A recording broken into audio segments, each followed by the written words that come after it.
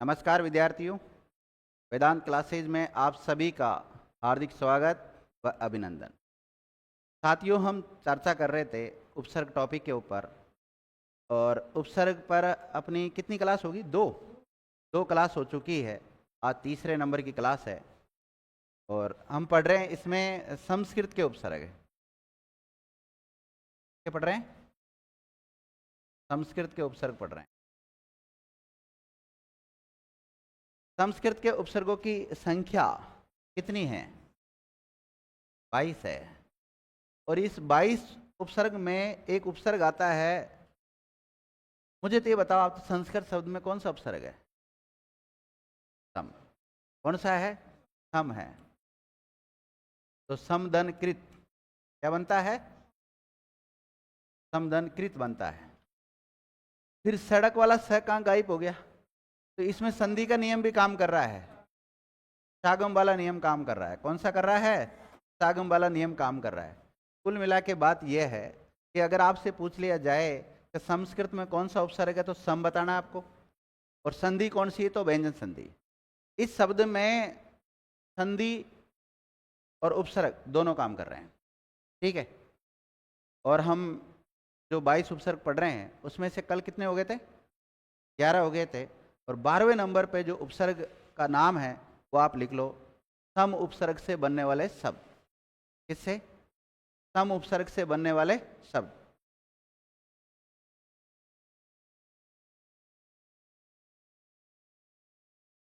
लिखिएगा, सम उपसर्ग से बनने वाले शब्द।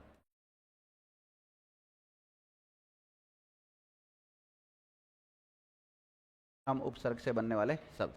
सबसे पहले इसका अर्थ लिखें आप।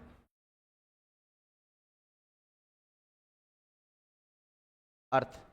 और अर्थ में लिखो सात या पूर्ण। क्या होता है? सात,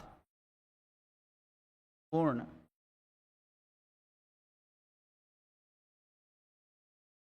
या भली प्रकार से।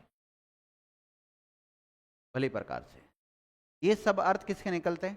सम के निकलते हैं। अब सम उपसर्ग से बनने वाले जो शब्द है उसमें एक शब्द तो ये लिख लो आप, संस्कृत, संस्कृति, संस्करण, संधि। चलो मैं लिखा देता हूं। संस्कृत लिख लिया, संधि, संदेश, संसार। हर उदाहरण आ जाएंगे सम वाले।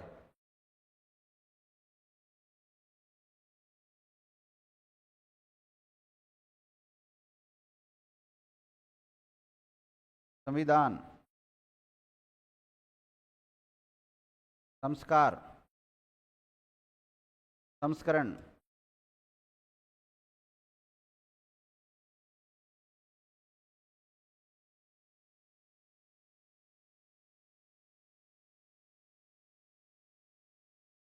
सम्मेलन, सम्मान,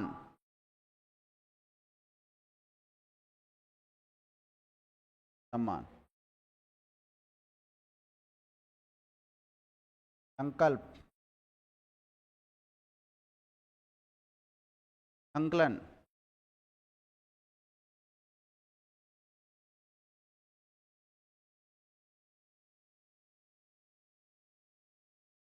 संगठित। कौन सा? संगठित।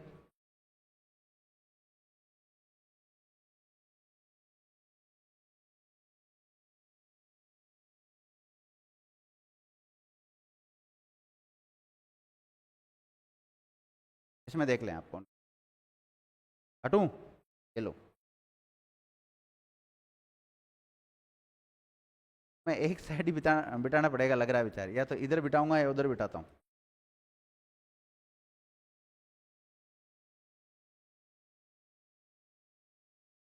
नहीं तो फिर दो एलईडी लगा देता हूँ, एक इधर एक इधर, देखते रहना एलईडी में। लिख लिया? हो गया?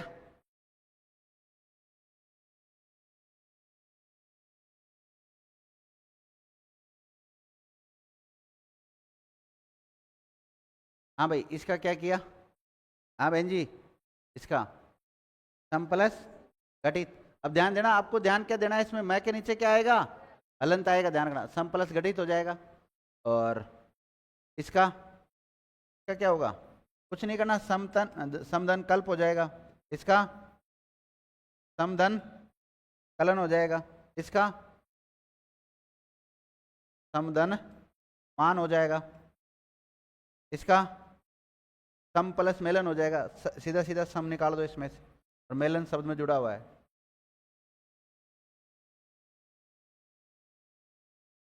सम्मिलन, सम्मेलन भी तो होता है, मेलन होता है ना। व्यंजन संधि का अपवाद है नहीं, संयोग है। तो संस्कार में समधनकार, संविधान में दो उपसर्ग है इसमें, सम और विधान। संयोग में समधन योग। संहार में समधन हार। इसी तरह हम कौन सी संधि का नियम काम कर रहा है इसमें? हैं? मैं का अनुस्वार हो रहा है। वो व्यंजन, व्यंजन में कौन सा नियम, नियम बोलो। मैं वाला तीसरा नियम कौन सा है? संधि का है। हाँ समधन करण गठित योग है सारे। लिख लिया? हाँ बताओ इसमें, इसमें पवर के शुरू के चार वर्ण कहाँ आ रहा है? हाँ, तीसरा नियम काम कर रहा है, सही है। चलो अगला लिखो, नी उपसर्ग से बनने वाले शब्द। इससे नी उपसर्ग से बनने वाले शब्द, नी उपसर्ग से।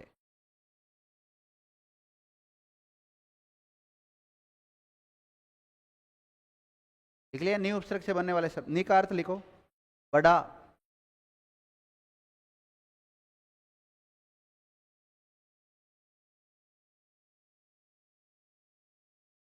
निश्चय, अत्यंत, अत्यंत और बाहर। नी उपसर्ग से बनने वाले शब्दों में देखो, बड़ा, निश्चय, अत्यंत और बाहर। लिख लिया? इसके उदाहरण लिखो, न्याय,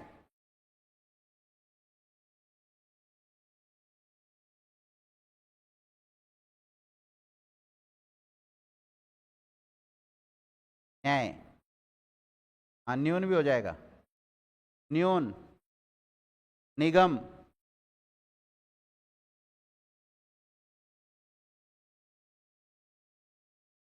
न्यास,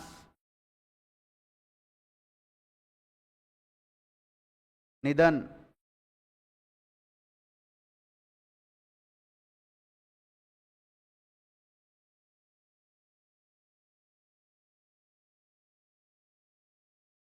निरोध, निरोध,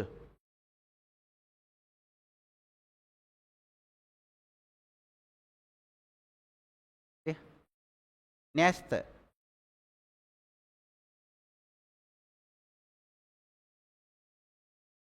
न्यस्त। बनाओ इनका, बना लिए?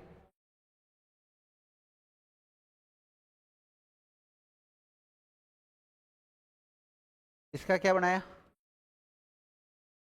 कौन सी संधि का नियम काम कर रहा है? इसका निधन रोध। कौन सी संधि का नियम काम कर रहा है? हैं? कोई संधि का नियम काम कर नहीं कर रहा। निधन धन। इसका नि प्लस गम। इसका निधन आस। इसका नहीं धन आय, और इसका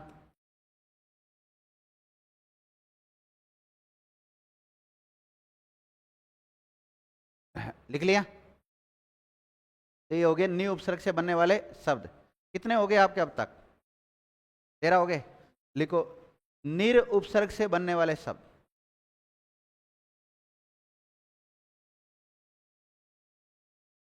र के नीचे अलंत लगाना। निर उपसर्ग से बनने वाले शब्द, और निर का अर्थ लिखो।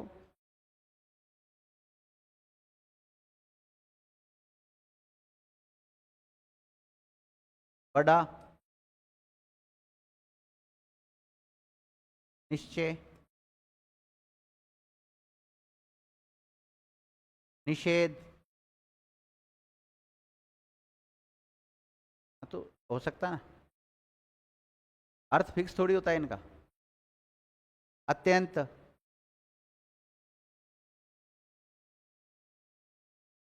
बाहर, ये सब इसके अर्थ होते हैं।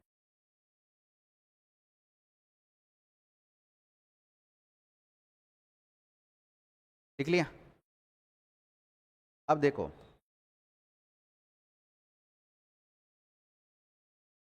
जैसे आपके सामने एक शब्द है,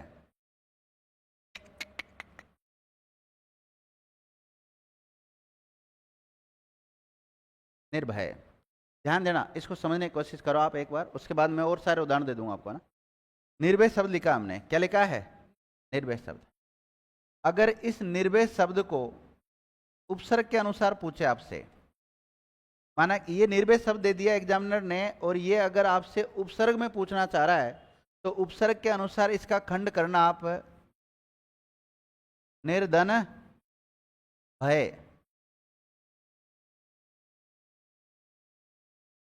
निर प्लस क्या हो जाएगा? भय हो जाएगा इसका। लेकिन यही अगर संधि प्रकरण में पूछा जाए आपसे, किसमें? संधि में पूछा जाए, तो संधि में इसका जो टुकड़ा है, इसका जो खंड है, वो नी विसर्ग भय होगा। क्या होगा? नी विसर्ग भय होगा। ऐसा इस विसर्ग के स्थान पे क्या हो रहा है बताओ? र। शायद छठा नियम, विसर्ग संधि का छठा नियम काम कर रहा है इसमें, और शब्द क्या बन रहा है फिर? निर्भय शब्द बन रहा है। तो शब्द एक ही है, निर्भय। लेकिन संधि टॉपिक में पूछा जाए तो इसका संधि विच्छेद क्या करोगे? नी विसर्ग भय। क्या करोगे? नी विसर्ग भय। विसर्ग संधि का छठा नियम काम कर रहा है इसमें। और अगर उपसर्ग में पूछा जाए, तो उपसर्ग में ये वाला मत कर देना, उपसर्ग में ये वाला मत कर देना। कौन सा करोगे? ये वाला करोगे।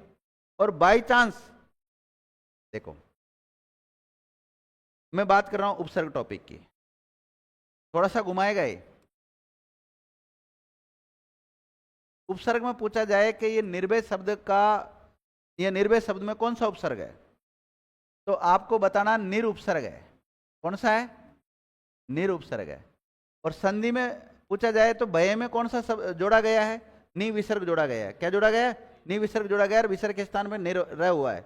ओके। लेकिन कभी कभी है ना, विकल्प देखकर भी काम करना पड़ता है। ऐसा नहीं सर ने कहा था संधि में ही आता है, नी विसर्ग उपसर्ग में नहीं आएगा। हाँ मैं कह रहा हूं उपसर्ग में नहीं आएगा, लेकिन कभी कभी विकल्प के अनुसार अगर वो दे दे, फिर तो करना पड़ेगा ना भैया। तो फिर विकल्प मतलब अपने खुद के विवेक से भी काम करो। मैंने इस पर सिखा दिया आपको, निर्भय शब्द में निर उपसर्ग है, नी विसर्ग उपसर्ग नहीं है। कौन सा? नी विसर्ग उपसर्ग नहीं होता है, लेकिन मजबूरी है, कभी निर नहीं आए। और वो क्या है कि आप तो केवल उपसर्ग ही बताओ, इसमें डिलीट नहीं करेगा वो तो कह रहा है उपसर्ग बताओ, तो इसमें मानना पड़ेगा अपने को। लेकिन ये तो संधि में होता है, संधि में होता है, लेकिन फिर मानना पड़ता है यहाँ पर भी। तो आप लिख लो इसको, निर्भय शब्द को दोनों के अनुसार टुकड़ा कर लो। एक तो निर प्लस भय और नि विसर्ग भय। फिर मैं आपको उदाहरण देता हूं। और साइड में हूं।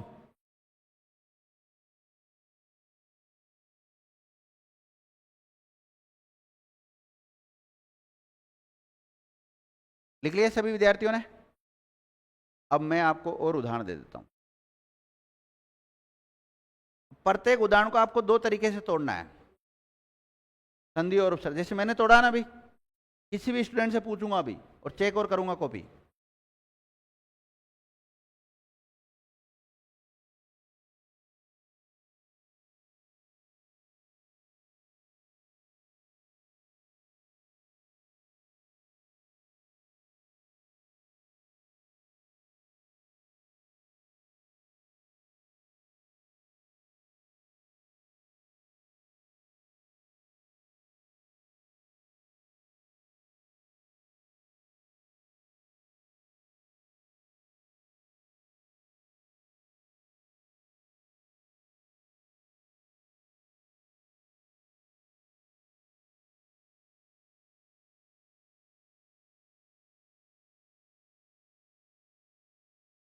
निर्मम,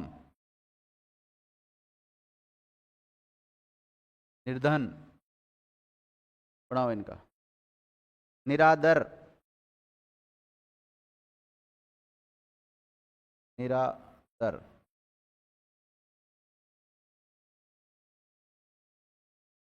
निरुपाय,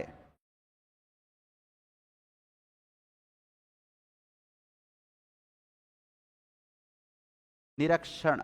निरक्षर लिखते हैं ना, फिर अगर जैसे ऐसा ही बन जाओगे फिर नहीं लिखना आएगा तो फिर दिक्कत होगी। हाँ, मुझे और मराओगे पॉकेट में, लिख लो, लिखना सीख लो इनको।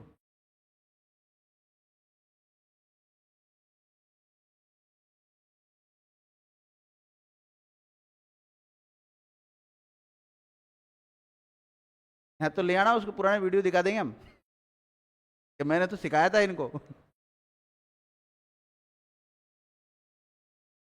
दूसरी बस में अगर बैठ जाओ तो वो तुम्हारी गलती है। तो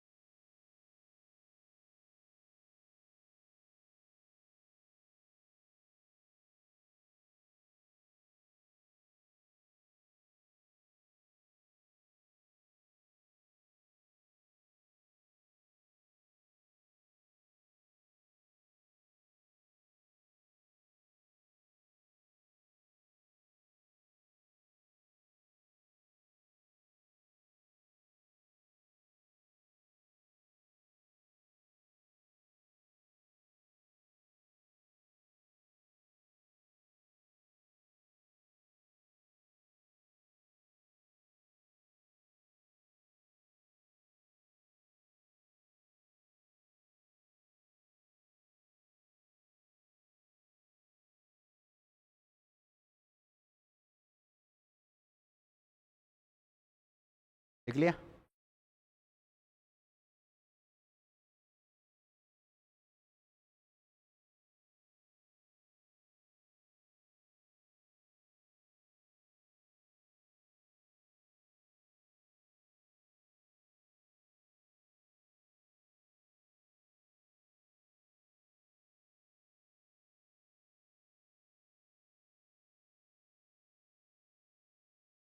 एक नोट डालने हैं आप।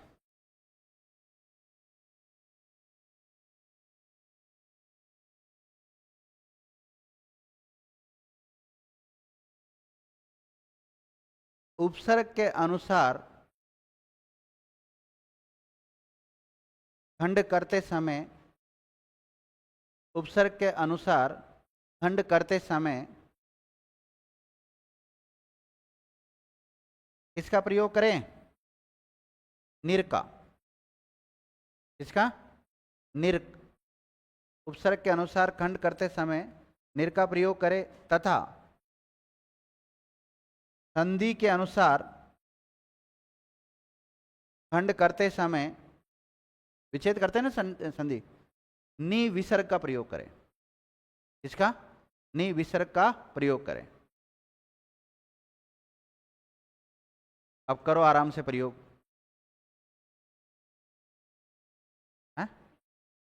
स्लाइड लाऊं वापिस? इसका मतलब उतारा नहीं था आप लोगों ने। हाथों हाथ उतार लिया करो सब तो।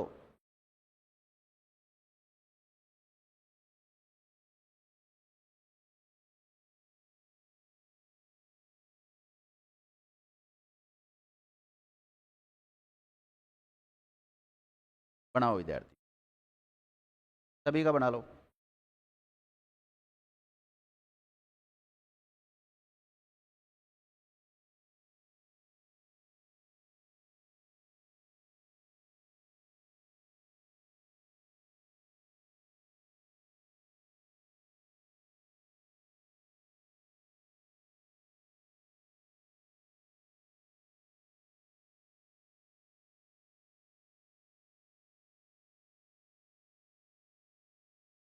चलो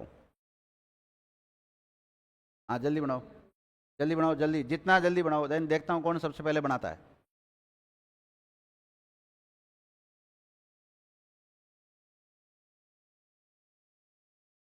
बना लिया? अब देखो, उपसर्ग के अनुसार इसका टुकड़ा क्या होगा, और रह के नीचे अलंत लगाना मत भूलना। इंपॉर्टेंट बात क्या है इसमें, रह के नीचे अलंत लगाना मत भूलना। निर्धन जन, और विसर्ग संधि के अनुसार विसर्ग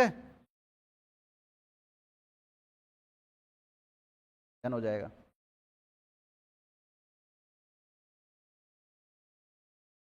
निर्मम का क्या होगा, निर्धन मम हो जाएगा।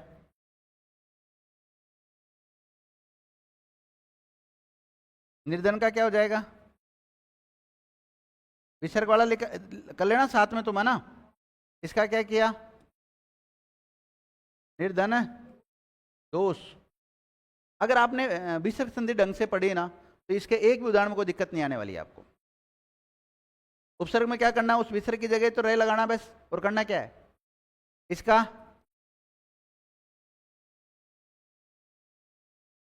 निर्धन उद्देश्य, इसका निर्धन आशा, इसका निर्धन अंजन, इसका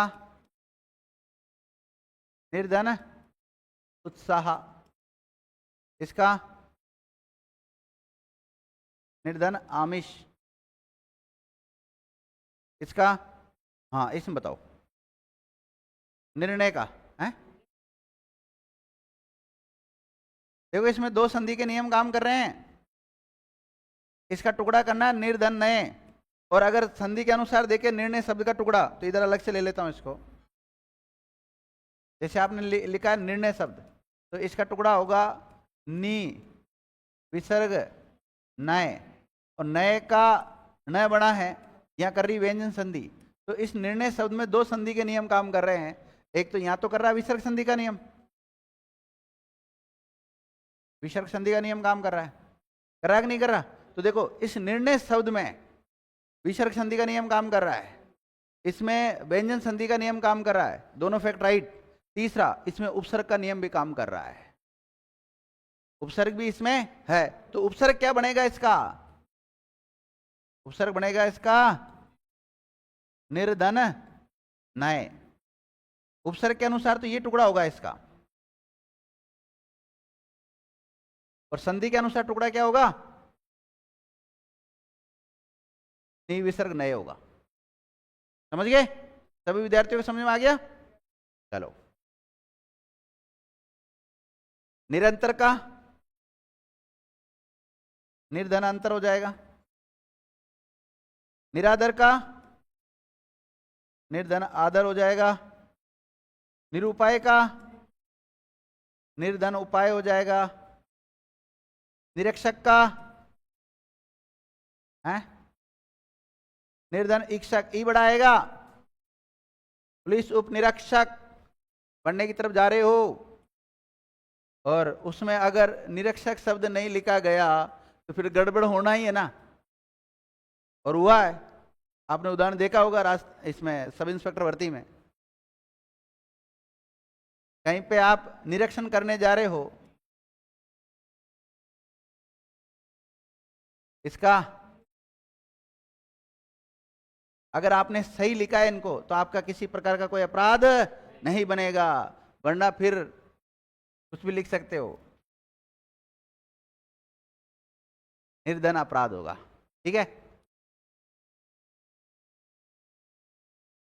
अब जो बच्चा तैयारी करके लगता है, वास्तव में हिंदी पढ़ के वो जाता है, और जब उसका सिलेक्शन हो जाता है तो उसे चाहे निरपराध लिखाओ, चाहे निरीक्षक लिखाओ, चाहे निरीक्षण लिखाओ, श्रीमान लिखाओ, श्रीमती लिखाओ, कुछ भी लिखाओ, अगर उसके हिंदी में अच्छे नंबर है तो वो अशुद्ध नहीं लिख सकता।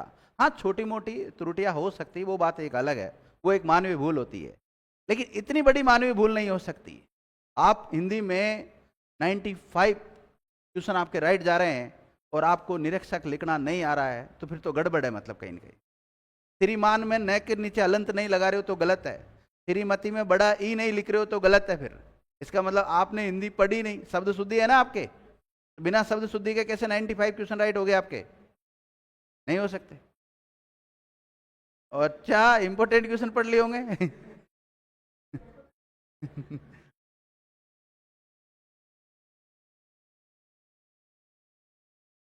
स्कूली शिक्षा थोड़ी भाई, कंपटीशन की दुनिया है, यहाँ डायरेक्ट आदमी फेल होता है, ठीक है ना।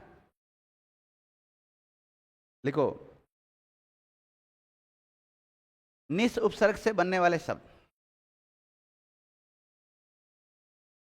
तय के नीचे अलंत लगाना, निश, धीरे धीरे, निस उपसर्ग से बनने वाले शब्द। चाय पियोगे, पी लो थोड़ी थोड़ी सब, ओके। मीठी ज्यादा है। निस उपसर्ग से बनने वाले शब्द, सबसे पहले तो इसका अर्थ लिखो, बिना, बड़ा या निषेध।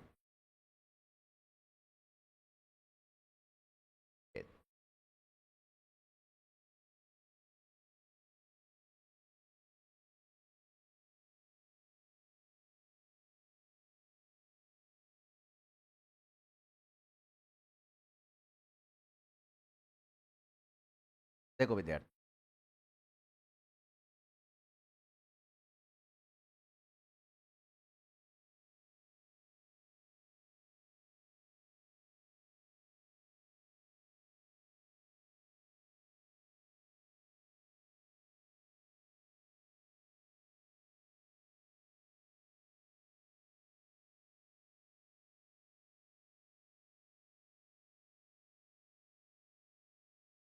देखो मैंने 3 शब्द लिखे हैं आपके सामने, आप समझने की कोशिश करो एक बार लिखने से पहले। इतना तो लिख लिया था आपने कि निस उपसर्ग से बनने वाले शब्द। अब ये 3 शब्दों को भी लिख लो एक बार।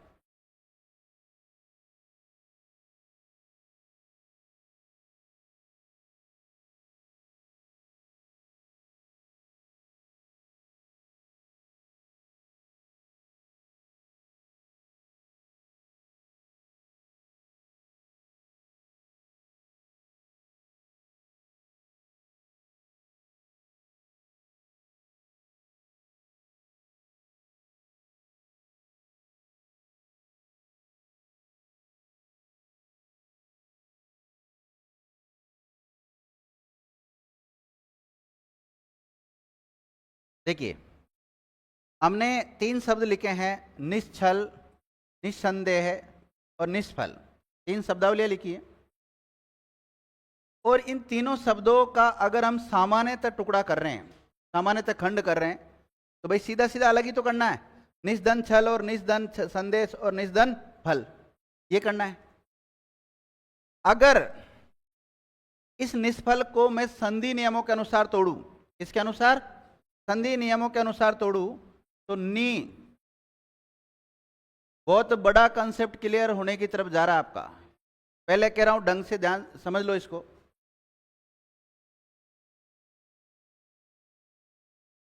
संधि नियम के अनुसार होगा नी विसर्ग फल। इसका संधि नियमों के अनुसार होगा, यहां लिख देता हूं,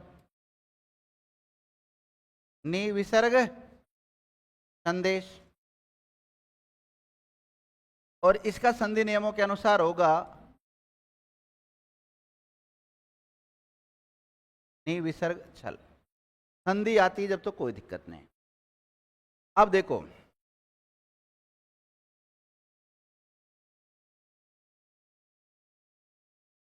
हमने ऊपर क्या लिखा है? निस उपसर्ग से बनने वाले शब्द।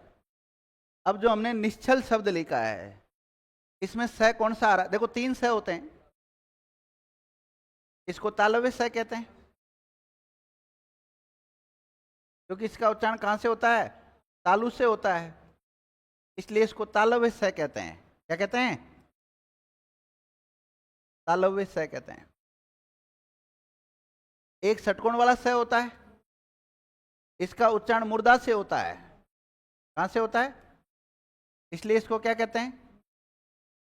मूर्धन्य स कहते हैं। और एक होता है सड़क वाला स, इसका उच्चारण दांतों से होता है, दंत से होता है, इसलिए इसको दंते स कहते हैं। क्या कहते हैं इसको?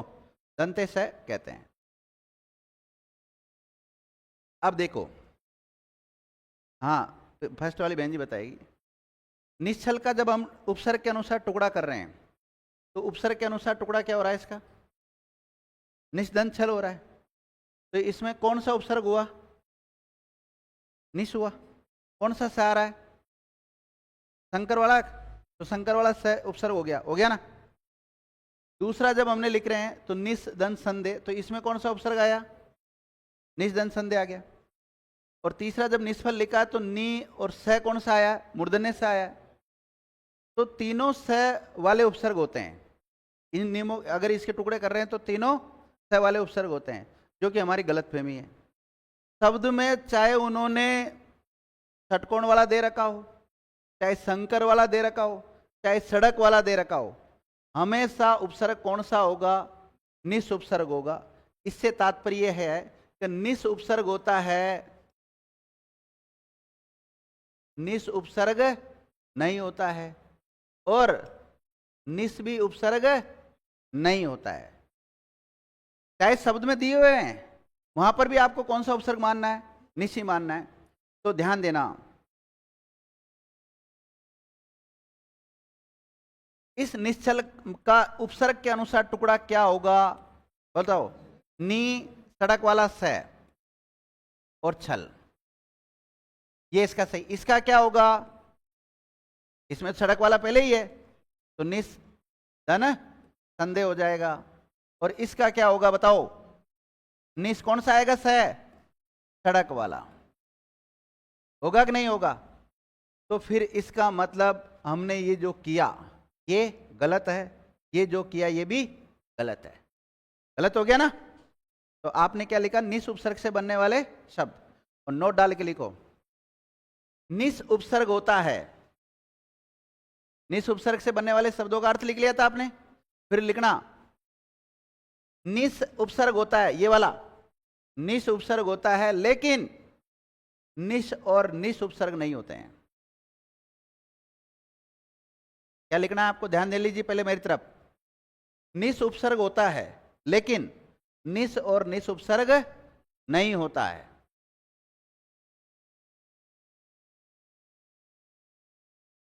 लिख लिया?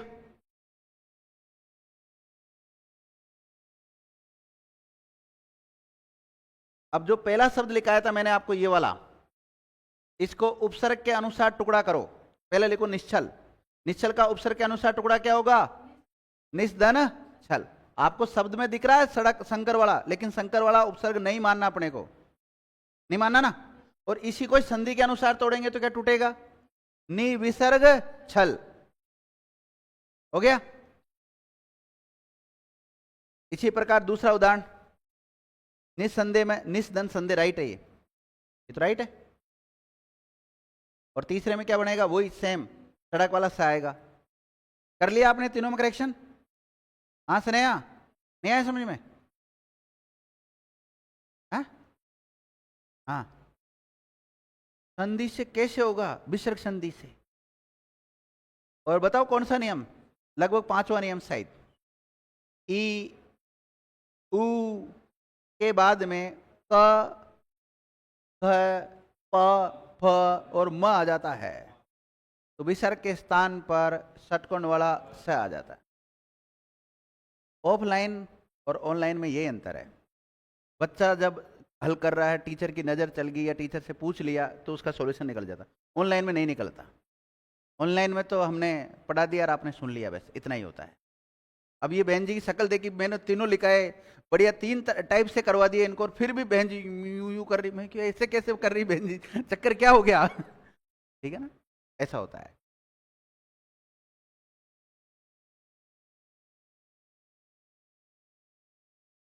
है ना?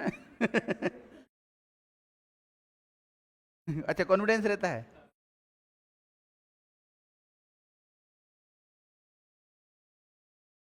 ऐसा नहीं है। अब क्या करूं, मैं तो मैथ पढ़ाता नहीं हूं, मैं बता भी देता आपको।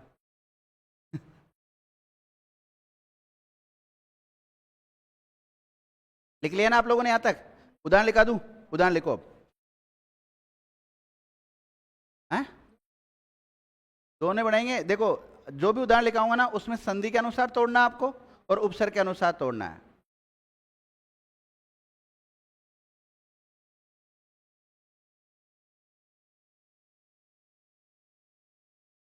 निःशुल्क, निस्तार,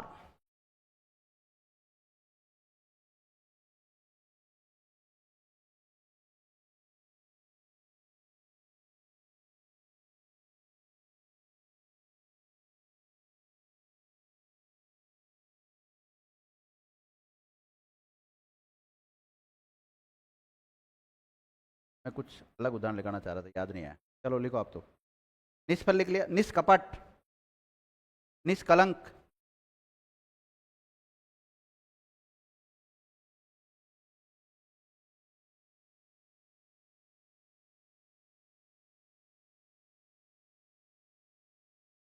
निष्कलंक,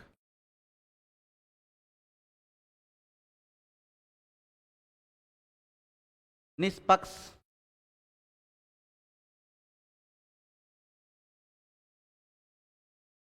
निष्पक्ष। निस्तेज लिखाना चाह रहा था। निस्तेज पहले लिखा दिया था क्या? अब लिख निस्तेज,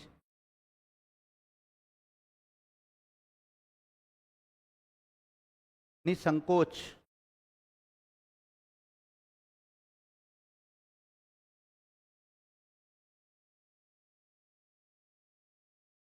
संकोच,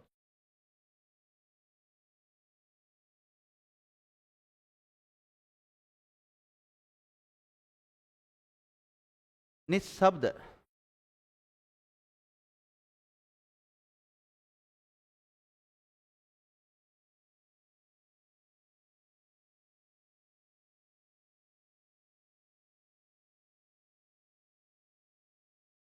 निश्चल,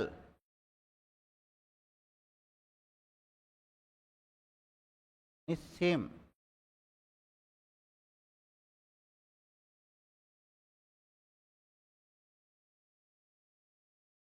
निस्संग,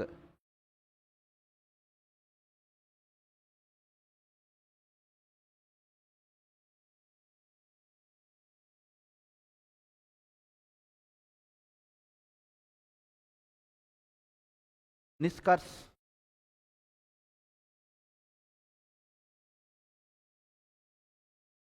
निष्कर्ष,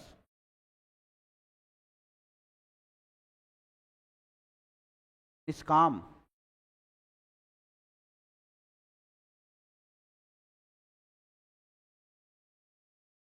निष्काम,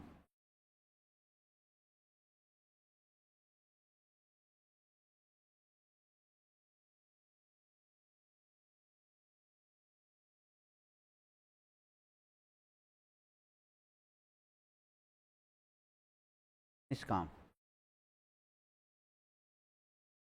निष्करुण,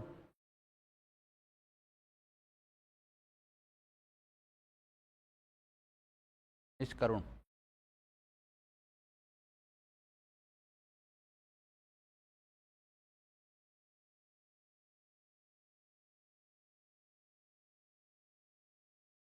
लिख लिया। निस्तल लिखा दिया था क्या मैंने?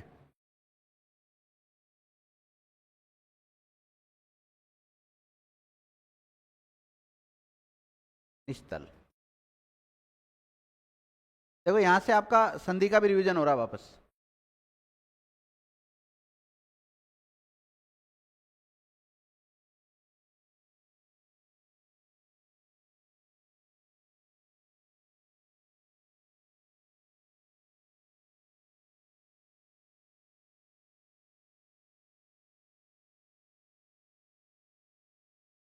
लिख लिया?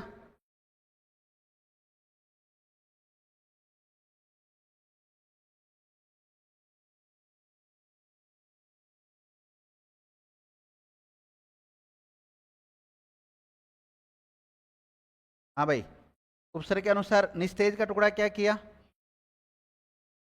निस से स के नीचे क्या आएगा? हलंत। निस्दन तेज हो जाएगा। क्या हो जाएगा? निस्दन तेज हो जाएगा। और विसर्ग संधि के अनुसार इसका क्या किया? नी विसर्ग तेज हो जाएगा।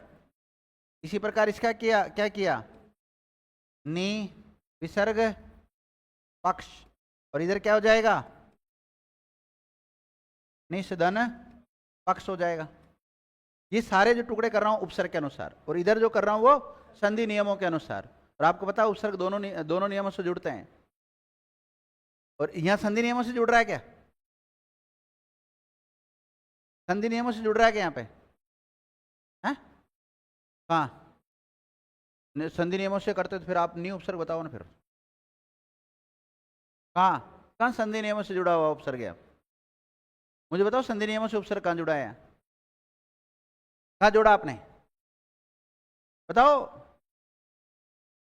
कहाँ संधि का नियम काम काम कर रहा है यहाँ? बताओ। हैं? नहीं कर रहा है संधि का नियम यहाँ पे? तो इसमें बताओ आप तो मुझे। हाँ, निष्पक्ष शब्द में संधि है, नो डाउट, लेकिन उपसर्ग संधि नियमों से अनुसार नहीं जुड़ा है। तो मैं उपसर्ग ही तो पढ़ा रहा हूं, और क्या पढ़ा रहा हूं? अरे ये थोड़ा सा मुझे पता है ये क्या हुआ है इसके साथ, मुझे पागल बनाना चाह रहा है, लेकिन इधर पागल बनने वाला व्यक्ति नहीं है, ध्यान रखना। हाँ, आपने कहा नहीं, आप अपनी जगह सही हो, मैं मेरी जगह सही हूं। आप ये, आपका कहने का मतलब ये कि सर इसमें संधि हो रही है, मुझे पता है संधि हो रही है, लेकिन यहाँ पे जो ये निस उपसर्ग जुड़ा है ना, ये संधि नियमों के अनुसार नहीं जुड़ा है। हाँ, इसका क्या होगा?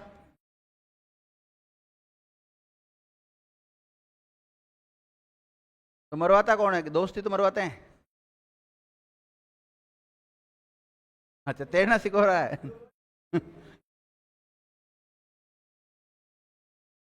निष्कलंक, इसका क्या होगा? निस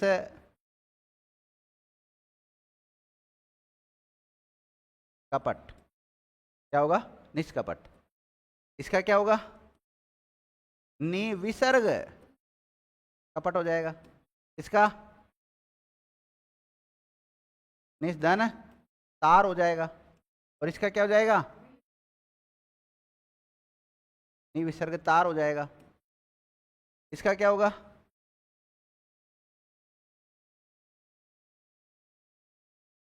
शुल्क।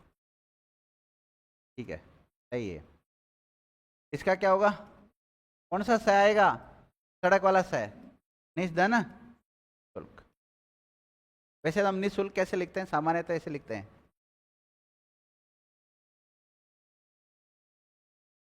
ये कौन सा निःशुल्क है ना? निःशुल्क, निःशुल्क शिक्षा दी जाए तो निःशुल्क में ऐसी शिक्षा होगी? भाई निःशुल्क शब्द शुद्ध कौन सा बताओ? है? अपनी अपनी जगह दोनों सही है, कैसे?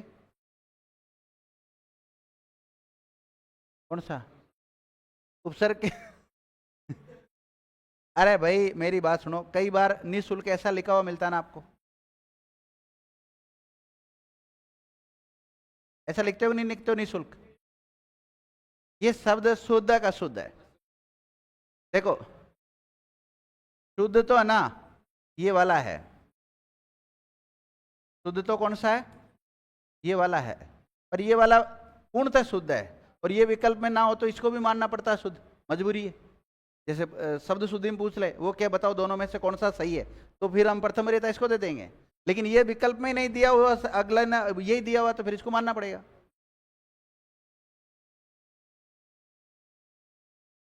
यहां पर भी ऐसे लिखा हुआ है। हाँ लिखा हुआ है यहाँ पे। अच्छा अच्छा।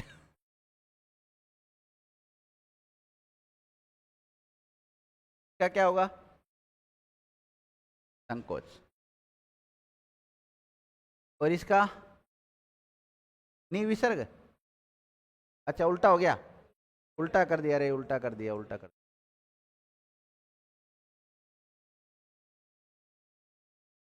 इधर आना चाहिए था वो,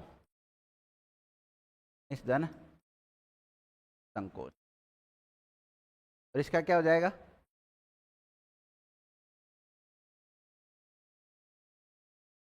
नी विसर्ग संकोच, समझ गए?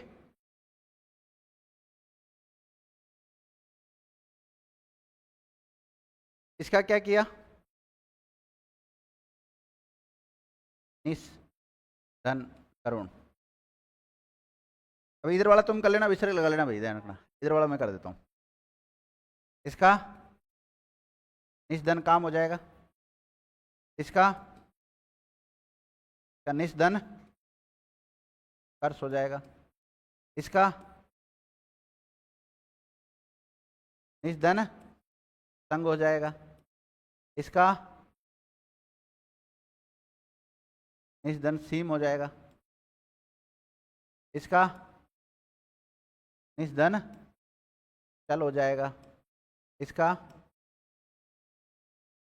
निस धन शब्द हो जाएगा, और इसका